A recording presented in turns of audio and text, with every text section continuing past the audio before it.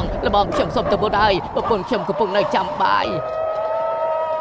ខ្ញុំក៏សុំទៅមុនដែរលោកអាចារ្យណាក្មួយកល្យាណាពូទៅផ្ទះវិញហើយណាចំយ៉ាអើយពួកនេះមិនក៏លេងរត់ចោលគ្នាអញ្ចឹងវ៉ៃរត់ទុកចិត្តមិនបានមែនពួកនេះអាពេលបានប្រាក់ចែកគ្នាស្មើដល់អាពេលខ្មោចលោករត់ចោលឯងទៅកើតណែកល្យាណាតាក៏សុំទៅដែរហើយណាចៅប្រពន្ធតាមើលទៅពេលនេះក៏កំពុងតែចាំតាហូបបាយដែរហើយ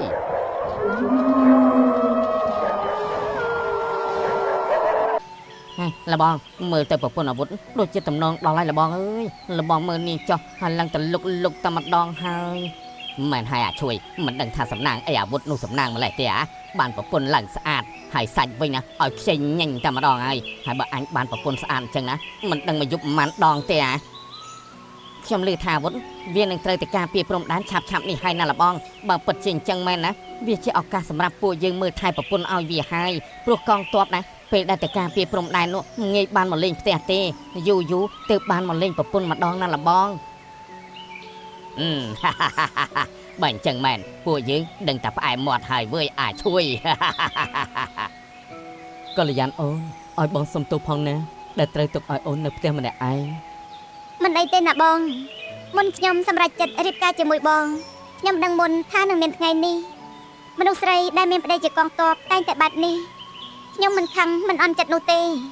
ខ្ញុំមានមោទនភាពទៅវិញដែលមានប្តីជាវីរៈជនការពារទឹកដីការពារប្រទេសជាតិការពារជនរួមជាតិរបស់ខ្លួនបងអរគុណណាស់កល្យានដែលអូនយល់បែបនេះអញ្ចឹងពួកយើងឡើងទៅសម្រាប់ទៅណាអូនព្រោះស្អែកនេះបងត្រូវឡើងទៅពីព្រលឹមផងលុះព្រឹកឡើងនាយវុធក៏បានលាប្រពន្ធរបស់ខ្លួនទៅព្រំដែនតែរឿងដែលគួរឲ្យសោកស្ដាយគឺគេមិនបានដឹងថាប្រពន្ធរបស់គេមានផ្ទៃពោះនោះទេ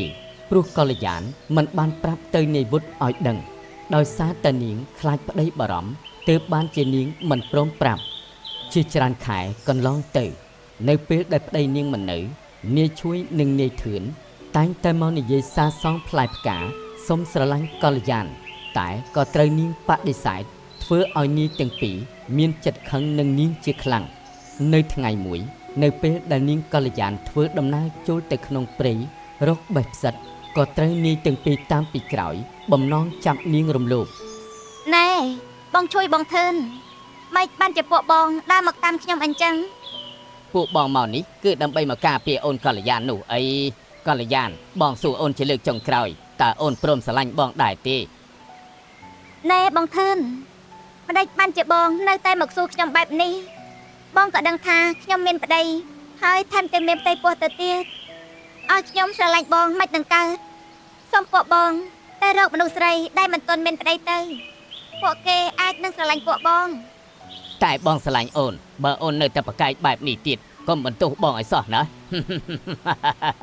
នាយធឿនក៏បានវាយកល្យានឲ្យសន្លប់ហើយពួកគេក៏បាននាំគ្នារំលោភនាង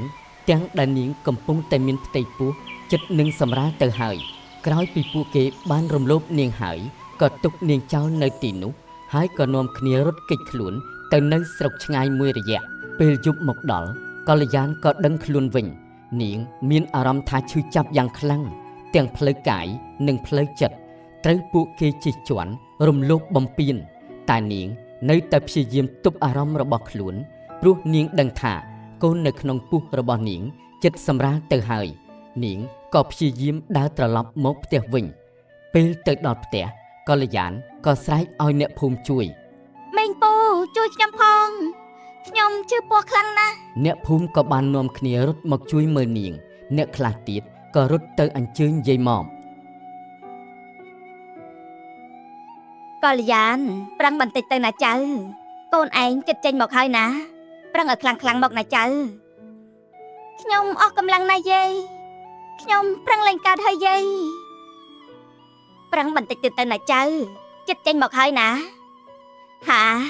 ពីបំផុតកូនឯងកើតមកហើយណាកល្យានកល្យានហាកល្យានស្លាប់ហើយអ្នកទាំងអស់គ្នា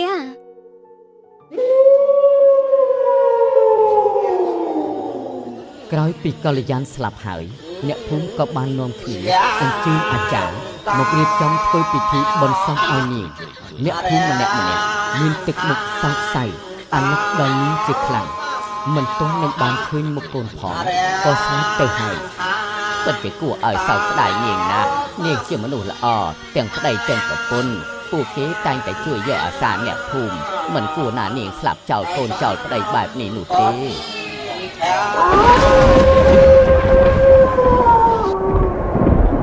លបងខ្ញុំសុំទៅមុនហើយប្រពន្ធខ្ញុំកំពុងនៅចាំបាយខ្ញុំក៏សុំទៅមុនដែរលោកអាចារ្យណាក្មួយកល្យាណាពូទៅផ្ទះវិញហើយណាចំយ៉ាអើយពួកនេះមិនក៏លេងរត់ចោលគ្នាអញ្ចឹងវ៉ៃរត់ទុកចិត្តមិនបានមែនពួកនេះអាពេលបានប្រាក់ចែកគ្នាស្មើដល់អាពេលខ្មោចលោករត់ចោលឯងទៅកើតណែកល្យាណាតាក៏សុំទៅដែរហើយណាចៅប្រពន្ធតាមើលទៅពេលនេះក៏កំពុងតែចាំតាហូបបាយដែរហើយ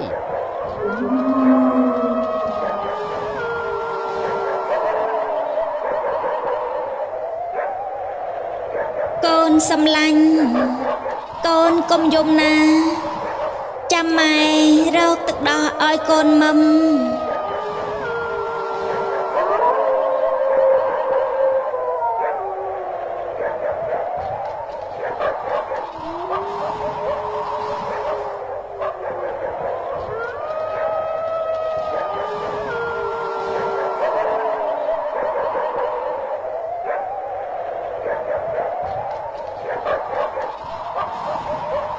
នុតអើយនុត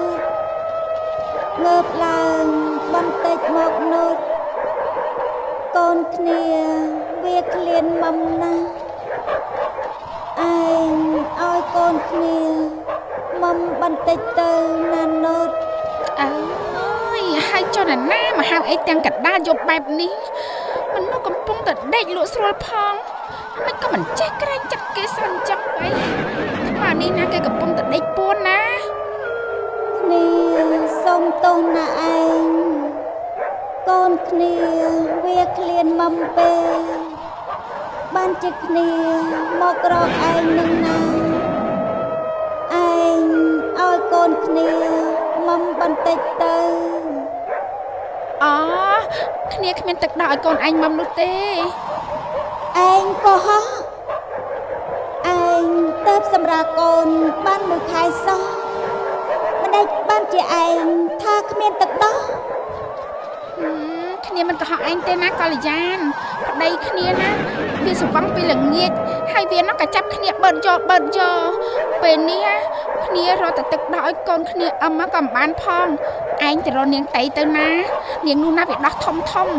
មកជាមានទឹកដោះច្រើនជាមិនខានទេអូ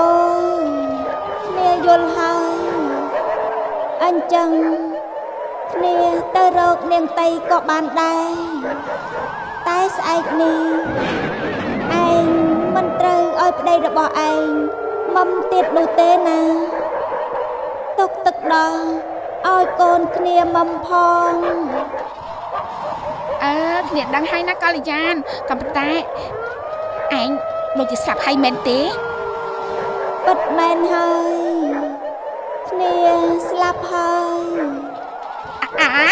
អញ្ចឹងមានន័យថាពេលនេះគ្នាកំពុងតែនិយាយជាមួយខ្មោចមែនទេកល្យាន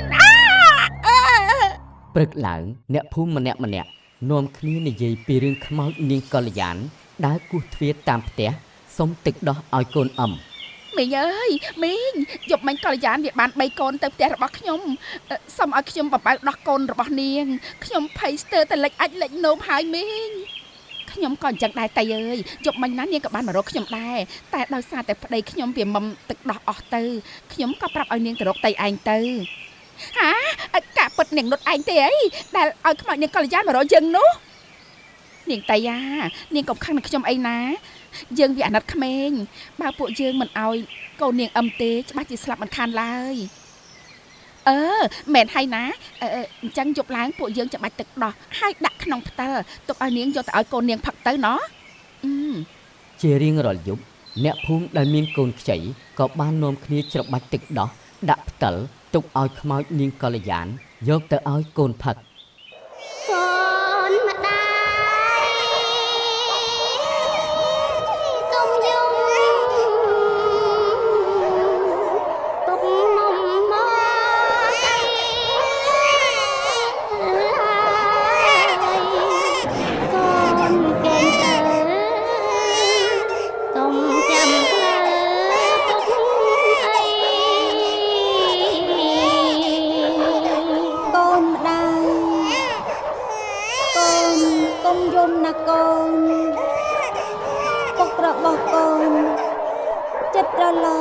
មកផ្ទះវិញហើយកូនឆាប់គេងទៅណាកូនបងវល់តើពេលណាបងត្រឡប់មកផ្ទះវិញទៅបងអូននឹងកូន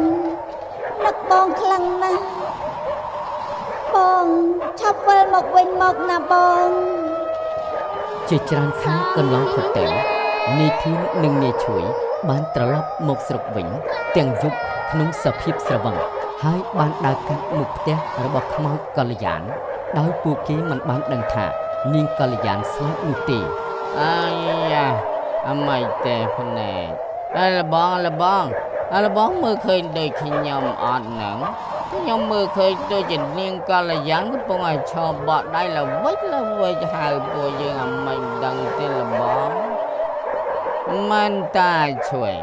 អញក៏ឃើញចឹងដែរអញសង្ស័យអានាងមិនបានខឹងពួកយើងទេមើលទៅដៃយើងរំលោភនាងនោះបើនាងខឹងណាម្ល៉េះពេលនេះនាងទៅប្តឹងឲ្យគេមកចាប់យើងបាត់ទៅហើយមិនមកឈប់បក់ដៃហៅពួកយើងលើវិញចឹងទេណោះហើយបើអញ្ចឹងពួកយើងចូលទៅលេងនាងតិចទៅឲ្យលបងក្រែងលោកបានមួយទៀតណាម៉ែណៃវ៉ៃទៅវឹងឲ្យចឹងដូចជាមានអារម្មណ៍ក្តៅខ្លួនមិនដឹងទេតោះចូលទៅលេងនាងតិចទៅ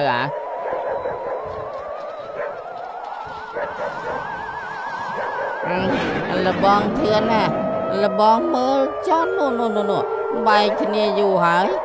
នាងនៅតែតលុកដលន់ដដែលលបងអើយដល់ឃើញអញ្ចឹងណាខ្ញុំមិនដូចជាទុបអារម្មណ៍បានទេឈាមចំបោះឲ្យលបងអើយលបងម៉ែណាជួយអញក៏អញ្ចឹងដែរណាអូនកល្យានរឿងពីមុនដែលពួកបងធ្វើទៅលើអូនណាក៏ដោយសារតែពួកបងនេះវាស្រឡាញ់អូនខ្លាំងពេកដូច្នេះអូនកុំខឹងពួកបងអីណាកល្យានសំណប់ចិត្តបង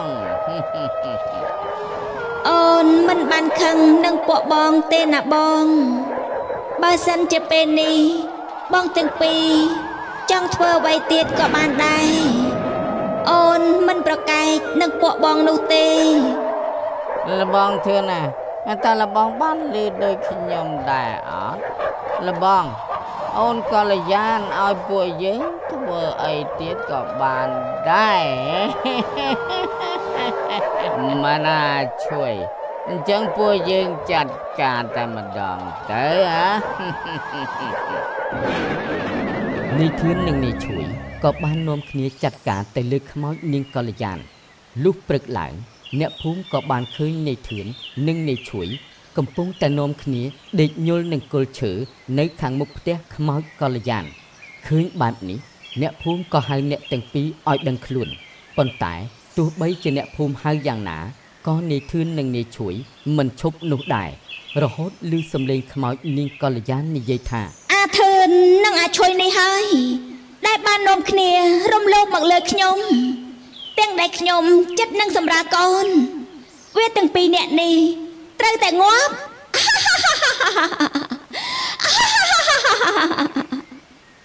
ក្រោយពីខ្មោចកល្យានបានសើចហើយនាយធឿននិងនាយឈួយក៏បានស្លាប់នៅពេលនោះទៅជាច្រើនខែកន្លងផុតទៅអ្នកភូមិម្នាក់ចេះតែមានការភ័យខ្លាចនឹងខ្មោចនាងកល្យាន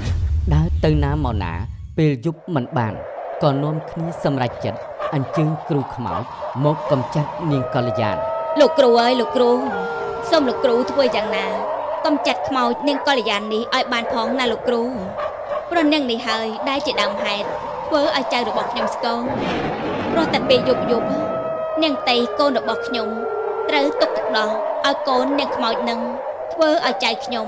វាគ្មានទឹកដោះបាវគ្រប់គ្រាន់ទើបបានវាស្គមរីងរៃនឹងណាលោកគ្រូ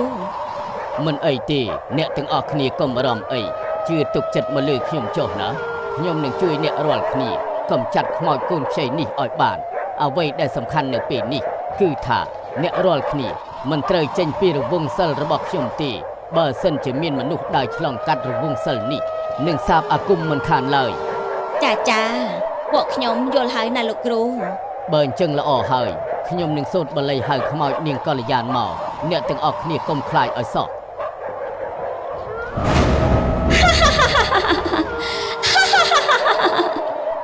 ខ្ញុំថាមិនចង់ធ្វើឲ្យអ្នកណាក្តៅក្រហាយនោះទេហេតុអីអ្នករាល់គ្នាឲ្យគ្រូខ្មោចមកកំចាត់ខ្ញុំទៅវិញខ្ញុំគ្រាន់តែសុំទឹកដោះយកមកឲ្យកូនរបស់ខ្ញុំផឹកដើម្បីមានជីវិតរងចាំឪពុករបស់គេមកពីសមរភូមិវិញមិនដាច់អ្នកទាំងអស់គ្នាចិត្តអាក្រក់ម្លេះបើបានជាអញ្ចឹងទៅហើយខ្ញុំក៏លែងក្រែងចិត្តអ្នកទាំងអស់គ្នាទៀតដែរ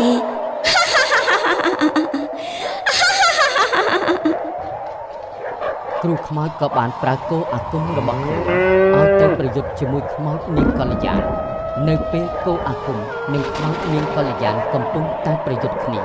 ក៏មានអ្នកភូមិម្នាក់គាត់សម្លឹងមើលទៅទំនងជាគ្រូខ្មោចអាចចាញ់ក៏រត់ឆ្លងកាត់រង្វង់សិនរបស់គ្រូខ្មោចចេញទៅក្រៅធ្វើឲ្យគ្រូខ្មោចនោះគ្មានរង្វង់សិនការពីវិតមន្តពីខ្មោចកល្យានក៏ធ្វើឲ្យគាត់ចាញ់នៅក្នុងពេលនោះនាងកល្យានក៏បានទៅច្របាច់កគ្រូខ្មោចនោះបំរុងនឹងសម្លាប់ស្រាប់តែពេលនោះក៏បានឮសំឡេងមួយចេញមក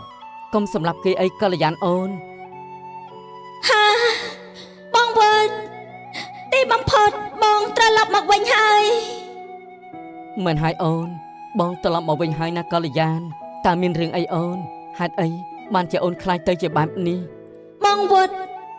អូនខ្លាចជាបែបនេះក៏ដោយសារតែអាធឿននិងអាឈួយដែរណាបងក្រោយពីបងទៅធ្វើសង្គ្រាមបាត់អាធឿននិងអាឈួយពួកគេតែងតែនាំគ្នាមកសុំស្រឡាញ់អូនមិនព្រមជាមួយនឹងពួកវានៅថ្ងៃដែលអូនចិត្តសម្រាលកូនអូនគិតថាចូលទៅក្នុងព្រៃរកបេះផ្សិតនិងបន្លែព្រៃមួយចំនួនទុកហូបពេលអូនកូនខ្ចីស្រាប់តែពួកវានាំគ្នាដើរតាមពីក្រោយអូនហើយក៏នាំគ្នាវាយអូនឲ្យសន្លប់ពេលនោះពួកវារំលោភអូនធ្វើឲ្យអូនឈឺអស់កម្លាំងគ្មានកម្លាំងសម្រាប់កូនទៅបានជាអូនស្លាប់ចោលកូនបែបនេះណាបងហើយពួកអ្នកភូមិទាំងនេះគ្រាន់តែអូនសុំទឹកដោះទុកឲ្យកូនផឹកក៏នាំគ្នាហៅអាគ្រូខ្មោចនេះមកកំចាត់អូនដែរ អហោសិកម្មឲ្យពួកអ្នកភូមិទៅណាអូននេះមកពីគេមិនយល់ពីអូនទើបបានជាគេធ្វើបែបនេះឲ្យពួកយើងសុំទោសផងណាកល្យានពួកយើងនឹងលុបលាងកំហុសទាំងនេះយើងទាំងអស់គ្នានឹងជួយចិញ្ចឹមកូនរបស់នាងទាល់តែធំដឹងក្តីសូមនាងទៅចាប់កំណើតថ្មីទៅណាកុំនៅបន្តសាងកម្មពីនឹងគ្នាទៀតអីមិនហើយកល្យានអូនទៅចាប់កំណើតថ្មីទៅណាបងសន្យាថានឹងចាំកូនរបស់យើងឲ្យคล้ายទៅជាមនុស្សល្អ បងវុតពេលដែលអូនមិននៅបងត្រូវចេះថែរក្សាខ្លួននិងកូនរបស់យើងផងណាបងបើសិនជាមានចិត្តក្រោយមែនអូននឹងរងចាំធ្វើជាប្រពន្ធបងទៀតអូនលាបងហើយបងវុត កល្យានអូនសូមអូនទៅកាន់សុគតិភពចុះណាអូនបើមានជាតិក្រោយបងសូមជួបអូនជាប្តីប្រពន្ធទៀតណាកល្យាន